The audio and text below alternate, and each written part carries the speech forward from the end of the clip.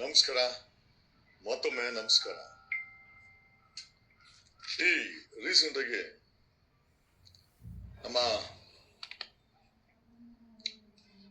ವಕೀಲೆ ಜೀವ ಅನ್ನೋ ಒಬ್ಬ ಅಡ್ವೊಕೇಟ್, ಫಿಮೇಲ್ ಅಡ್ವೊಕೇಟ್, ನಾನ್ ಪ್ರಾಕ್ಟಿಸಿಂಗ್ ಅಡ್ವೊಕೇಟ್ ಅಂತ ಹೇಳ್ತಾ ಇದ್ದಾರೆ, ಆತ್ಮಹತ್ಯೆ ಮಾಡ್ಕೊಂತದೆ. ಜೀವ ಅನ್ನೋ ವಕೀಲೆ ಆತ್ಮಹತ್ಯೆ ಮಾಡ್ಕೊಳ್ತದೆ. ಒಂದು 10 ದಿವಸಕ್ಕೆ ಮುಂಚೆ ಬ್ಲೇಮ್ ಬರೋದು ACP ಕನಕಲಕ್ಷ್ಮಿ ಮೇಲೆ. ಈ ಕನಕಲಕ್ಷ್ಮಿ ಯಾರು ಅಂತಂದ್ರೆ ನನಗೆ ಪರ್ಸನಲ್ ಆಗಿ ಪರಿಚಯ. ACP ಕವಿತಾ ಮತ್ತೆ ACP ಕನಕಲಕ್ಷ್ಮಿ ರಮೇಶ್ ಜಾರಕಿಹೊಳಿ CD ಪ್ರಕರಣದಲ್ಲಿ ವಿಕ್ಟಿಮ್, ಆ ರೇಪಿಗೆ ಒಳಗಾಗಿದ್ದಲ್ಲ ಹೆಣ್ಮಗಳು, ಆಕೆಗೆ ಒಬ್ಬರು ಸೆಕ್ಯೂರಿಟಿ ಕೊಡ್ತಾ ಇದ್ರು. ಪರ್ಸನಲ್ ಸೆಕ್ಯೂರಿಟಿ ಜಾಬ್ ಅನ್ನ ಐ ಥಿಂಕ್ ಕನಕಲಕ್ಷ್ಮಿ ಓದ್ತಿದ್ರು. I think ACP Kavita investigation officer ಆಗಿದ್ರು. ಅದೇ ಆ ಕಬ್ಬನ್ ಪಾರ್ಕ್ ಪೊಲೀಸ್ ಸ್ಟೇಷನ್ ಅವನ ಇನ್ಸ್ಪೆಕ್ಟರ್ನ ತೆಗೆಸಿದ ಮೇಲೆ, ಮಾರುತಿ ಅವ್ರನ್ನ ತೆಗೆಸಿದ ಮೇಲೆ ಇವರೇ ಆಗಿದ್ರು. ಈಗ ರೀಸೆಂಟ್ ಆಗಿ ಒಬ್ಬ ವಕೀಲೆ ಆತ್ಮಹತ್ಯೆಗೆ ಕನಕಲಕ್ಷ್ಮಿ, ACP ಕನಕಲಕ್ಷ್ಮಿ ಕಾರಣ ಅಂತ ಒಂದು ಡೆತ್ ನೋಟ್ ಬರೆದಿಟ್ಟು ಒಂದು ವಕೀಲೆ ಅಡ್ವೊಕೇಟ್ ಜೀವ ಅನ್ನೋರು ತನ್ನ ಪ್ರಾಣವನ್ನ ಬಿಡ್ತಾಳೆ. ವಿಚಾರ ಏನು ಅಂತಂದ್ರೆ, ನಿಜವಾಗ್ಲೂ ACP ಕನಕಲಕ್ಷ್ಮಿ ಈಕೆ ಜೀವ ಹೋಗ್ಲಿಕ್ಕೆ ಕಾರಣಕರ್ತಿನ ಅಥವಾ ಬೇರೆ ಏನಾದ್ರು ಕಾರಣ ಇದೆಯಾ ಅನ್ನೋದಾದ್ರೆ, ಹಾಯ್ ಈ ನಾನ್ ಪ್ರಾಕ್ಟಿಸಿಂಗ್ ಅಡ್ವೊಕೇಟ್, ಅದೇ ಪ್ರಾಕ್ಟೀಸ್ ಮಾಡದೆ ಈ ತರ ರಾಜಕಾರಣಿಗಳ ಜೊತೆ ಸೇರ್ಕೊಂಡು ಎಲ್ಲೋ ಯಾವ್ದೋ ಆಮಿಷಗಳಿಗೆ ಬಲಿಯಾದಂತ ಅಡ್ವೊಕೇಟ್ಗಳಲ್ಲಿ ಈ ಜೀವ ಕೂಡ ಒಬ್ಳು. ಕಾರಣ ಯಾಕೆ ಅಂತಂದ್ರೆ, ಈಕೆ ಏನ್ ಬ್ಲೇಮ್ ಮಾಡಿದ್ಲಲ್ಲ ACP ಕನಕಲಕ್ಷ್ಮಿ ಅಂತ, ACP ಕನಕಲಕ್ಷ್ಮಿ ಅವರನ್ನ ಬ್ಲೇಮ್ ಮಾಡ್ಲಿಕ್ಕೆ ಒಂದು ಕಾರಣ ಇದೆ. ACP ಈಕೆ ಜೀವ ಅನ್ನೋ ಅಡ್ವೊಕೇಟ್ ಅನ್ನ 2020-21-2 ಒಂದು 40 ಕೋಟಿ ಸ್ಕ್ಯಾಮ್ ಒಂದಾಗತ್ತೆ. ಅವಾಗ Bommai I love you Bommai ಟೈಮಲ್ಲೆಲ್ಲ ಬರೀ ಸ್ಕ್ಯಾಮೇ ಬೊಮ್ಮಾಯಿ.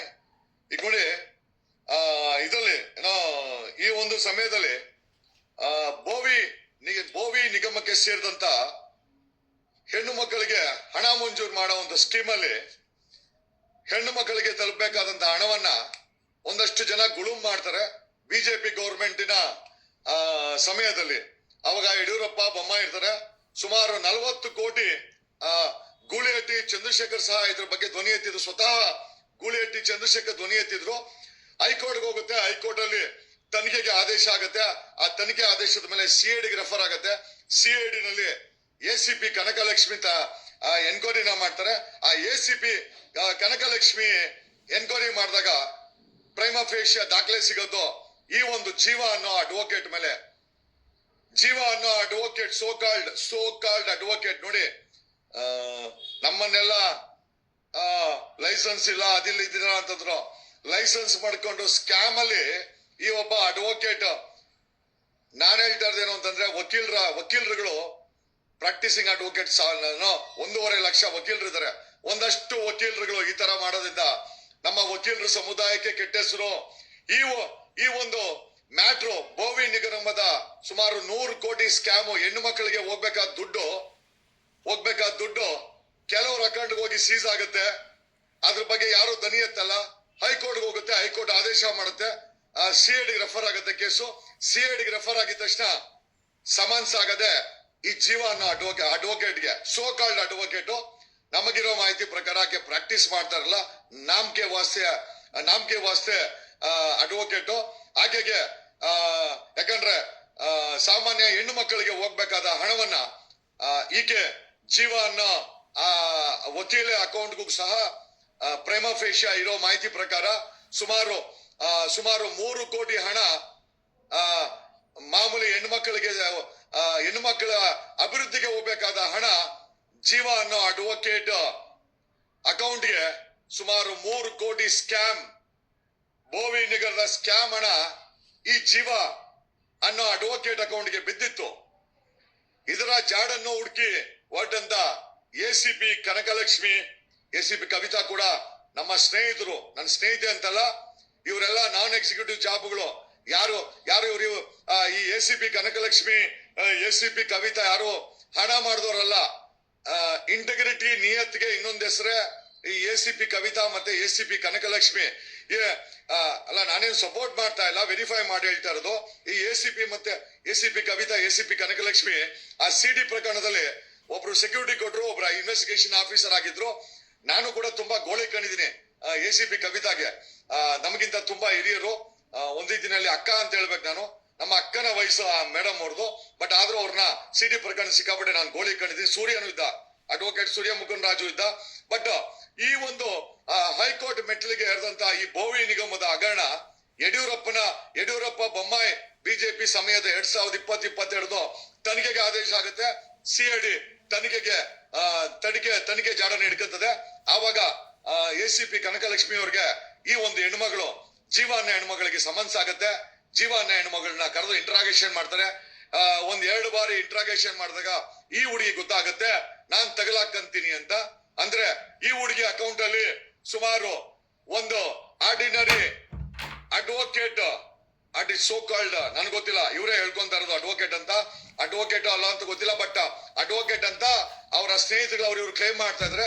ಜಸ್ಟ್ ಬಿಕಾಸ್ ಅಡ್ವೊಕೇಟ್ ಅಂತಂದ್ರೆ ಈ ರೀತಿ ಬಿಜೆಪಿ ಗೌರ್ಮೆಂಟಿನ ಸಮಯದಲ್ಲಿ ಸಾರ್ವಜನಿಕ ಹೆಣ್ಮಕ್ಳಿಗೆ ಹೋಗ್ಬೇಕಾದ ಹಣನ ಗುಳುಂ ಮಾಡ್ರೆ ಎಷ್ಟು ಮಟ್ಟಿಗೆ ಸರಿ? ಜಸ್ಟ್ ಬಿಕಾಸ್ ಅವ್ರ ಅಡ್ವೊಕೇಟ್ ಅಂದ್ರೆ ಸ್ಕ್ಯಾಮ್ ಮಾಡ್ಬೋದಾ? ಯಾರೋ ನಿಮ್ ಅಕೌಂಟ್ ನಂಬರ್ ಕೊಡು ಅಂತಂದ್ರೆ ಕೊಟ್ಟುಬಿಟ್ಟು ಬೋವಿ ನಿಗಮದ ಹಣವನ್ನ ಸ್ಕ್ಯಾಮ್ ರೂಪದಲ್ಲಿ ನಿಮ್ ಅಕೌಂಟ್ಗೆ ಹಾಕ್ಸ್ಕೊಂಡು ಅದನ್ನ ತಗಲಾಕ, ಅದು ಹೈಕೋರ್ಟ್ಗೆ ಹೋಗಿ ಹೈಕೋರ್ಟ್ ಆದೇಶ ಮಾಡಿ ಸಿಐಡಿ ತನಿಖೆ ಮಾಡಕ್ಕೆ ನಿಮ್ಗೆ ಸಮನ್ಸ್ ಕೊಟ್ರೆ, ಸಮನ್ಸ್ ನಿಮ್ ತಪ್ಪು ಮಾಡಿದ್ರೆ ಹೌದು ತಪ್ಪು ಮಾಡಿದೀವಿ, ನಮ್ಮ ಅಕೌಂಟ್ ಬಿದ್ದಿದೆ, ವಾಪಸ್ ತಗೊಳ್ಳಿ, ರಿಕವರಿ ಮಾಡಿ ಅಂತ ಹೇಳ್ಬೇಕಾದಂತ ಈ ಜೀವ ಅನ್ನೋ ಹೆಣ್ಮಗಳು 2 ಬಾರಿ ಆ ಕನಕಲಕ್ಷ್ಮಿ ಅನ್ನೋರು ಸಾಮಾನ್ಯವಾಗಿ ತನಿಖೆ ಅಂದ್ರೆ 2.5 ಕೋಟಿ. ನಮ್ಮ ಚೈತ್ರ ಕುಂದಾಪುರ ಇದ್ಲಲ್ಲ, 5 ಕೋಟಿ ಇಸ್ಕೊಂಡು ಸ್ವಾಹ, ಆಮೇಲೆ ಅರೆಸ್ಟ್ ಮಾಡಿದಾಗ ಕೆಳಗ್ ಬಿದ್ದು ಒಳ್ಳೆ ಕೋಳಿ ತರ ಒದ್ಲಾಡ್ತಾ ಇದ್ಲು. ಈ ಜೀವ ಅನ್ನೋ ಹೆಣ್ಮಗಳು ವಕೀಲ ಗೊತ್ತಾ, ಅದೇ ಕಥೆನೆ 2 ಬಾರಿ ಸೀರಿಯಸ್ ಆಗಿ ಇಂಟ್ರಾಗೇಷನ್ ಆಗಿತ್ತು. ರಿಕವರಿಗೆ ಜಾಡ್ ಹುಡುಕಿದ ಅಂದ್ರೆ ಆ ಹುಡುಗಿ ಅಕೌಂಟ್ ಅಲ್ಲಿ 2.5-3 ಕೋಟಿ ಇತ್ತು ಅಂತ ಸಿಐಡಿ ಮೂಲಗಳು ಹೇಳ್ತಾ ಇದೆ.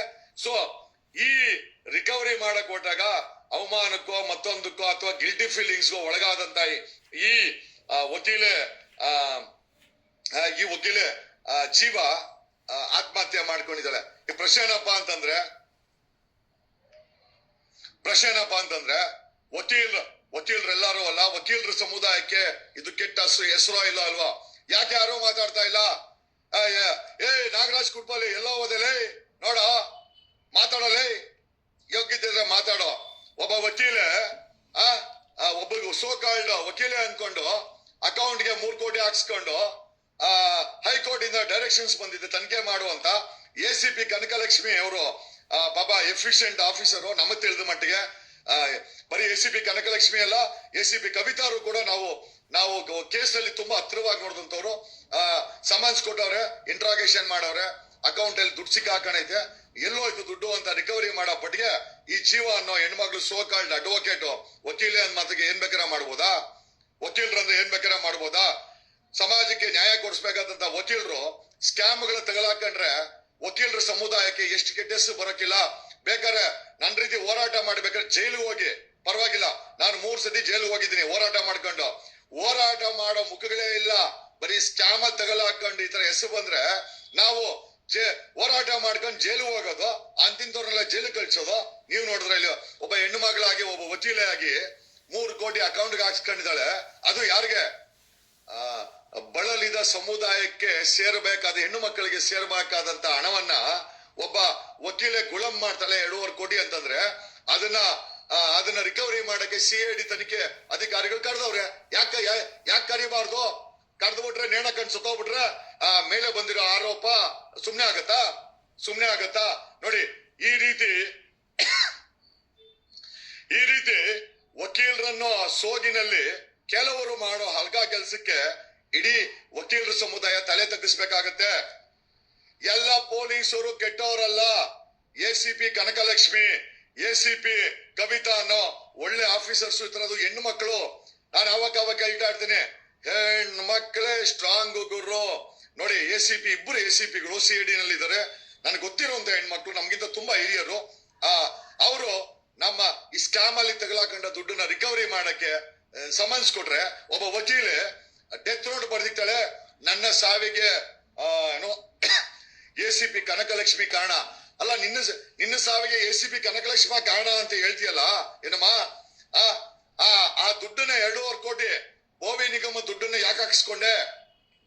ಅದನ್ನ ಯಾಕೆ ಮಾತಾಡಿಲ್ಲ ಡೆತ್ ನೋಟ್ ಅಲ್ಲಿ? ನೋಡಿ, ಸ್ಕ್ಯಾಮ್ ಮಾಡಿ ದುಡ್ಡು ಹಾಕ್ಸ್ಕೊಂಡು ಯಡಿಯೂರಪ್ಪನ ಸರ್ಕಾರದಲ್ಲಿ, ಬೊಮ್ಮಾಯಿ ಸರ್ಕಾರದಲ್ಲಿ ಅದನ್ನ ನುಂಗಿ ಬಡ ಬೋವಿ ಹೆಣ್ಣು ಮಕ್ಕಳ ಜೀವನಕ್ಕೆ ತಲುಪಬೇಕಾದ ದುಡ್ಡನ್ನ ಈ ವಕೀಲೆ ತಿಂದಾಕವಳೆ. So called ವಕೀಲೆ. ಅದನ್ನ ಎಷ್ಟು ದೊಡ್ಡದಾಗಿ ಹೇಳ್ಕೊಂತಾರೆ ಅಂತಂದ್ರೆ, ನನ್ಗೆ ಯಾರೋ ವಕೀಲರ ಕಳ್ಸಿದ್ದು, ಈ ತರ ಯಾರೋ ನಿಮ್ ವಕೀಲರಿಗೆ ಏನೋ ತೊಂದರೆ ಕೊಟ್ಬಿಟ್ರೆ ಅಂತ ನಾನೇ ಪೋಸ್ಟ್ ಹಾಕ್ದೆ. ಇಲ್ಲಿ ನೋಡಿದ್ರೆ ಈ ಹೆಣ್ಣು ಮಗಳು ಸ್ಕ್ಯಾಮ್ ಅಲ್ಲಿ ತಗೊಳಾಕೊಂಡಳೆ 2.5 ಕೋಟಿ ನುಂಗಣ್ಣ.